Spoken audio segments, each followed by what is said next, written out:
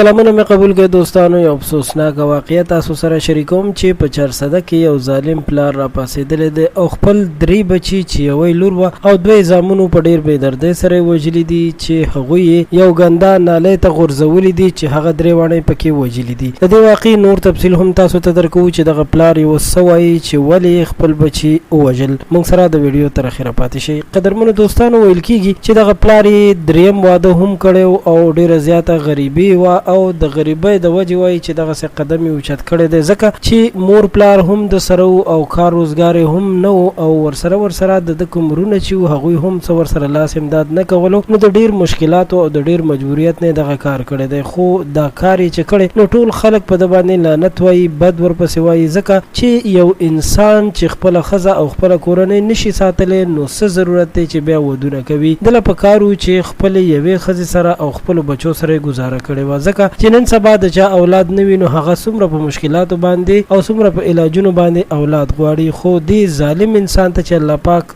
2 زامن او یوه لور ورکړې وه نو په دې ټولو باندې د کبر وکړو، ناشکري پرې وکړله چې اوس مهال دغه ظالم انسان نیول شوی دی او پولیسو سره دی او تفتیش یې شروع دی چې پولیس وایي ډېر زر تر زره به ته داسې سخته سزا ورکړو چې نور خلک ترېنه عبرت واخلي. یقینا دا سزا حقدار دی، سخته سزا ورته پکار ده او نه ده پکار چې په ده باندې زړه خوږ شي او یا پرې رحم وکړی شي ځکه چې د کورنۍ او د پلار هم ویلي دي چې زما زوی ته دې سخته سزا ورکړی شي. ستاسو ټولو مننه کوم چې د ویډیو تر اخره راسره پاتې شو.